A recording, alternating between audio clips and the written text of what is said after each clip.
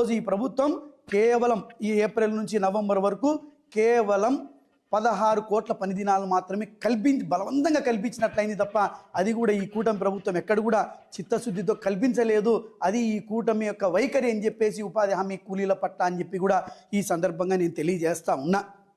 అంతేకాకుండా కేవలం ఈ 6 నెలల్లో అంటే ఏప్రిల్ నుంచి నవంబర్ వరకు జరిగినటువంటి ఉపాధి హామీ కూలీలలో జరిగినటువంటి నష్టం ఎంత అంటే 5,50,00,000 రమారమి 5,50,00,000 పని దినాల్ని ఈరోజు ఈ రాష్ట్ర ప్రజలు అంటే ఈ రాష్ట్రంలో ఉన్నటువంటి ఉపాధి హామీ కార్డు కలిగినటువంటి అర్హత కలిగినటువంటి ప్రతి వ్యక్తి కూడా నష్టపోయినటువంటి శాతం ఎంత అంటే దాదాపు 450 కోట్ల రూపాయలని ఈరోజు రైతు కూలీలు ఈరోజు నష్టపోవడం జరిగింది. ఇది ఎంతవరకు సమంజసమని చెప్పి కూడా ఈ రాష్ట్ర ప్రభుత్వాన్ని నేను అడుగుతా ఉన్నా.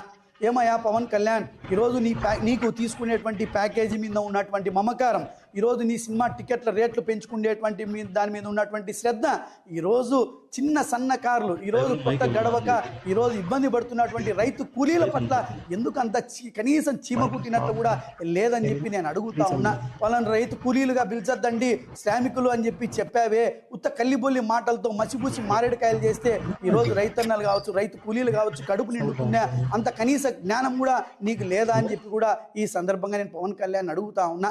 ఈ రోజు కూడా 380 కోట్లు అంటే జూలైలో పని చేస్తే ఈరోజు డిసెంబర్ వచ్చింది, కనీసం వాళ్ళకు డబ్బులు ఇవ్వాలా? వాళ్ళు శ్రమ దోపిడీ, ఇది శ్రమ దోపిడీ కాదా? ఈ రాష్ట్ర ప్రభుత్వాన్ని మేము ఒక్కటే అడుగుతున్నాం, దీన్ని శ్రమ దోపిడీ అనక దీన్ని ఏమని పిలిచాలా మీరే చెప్పండి.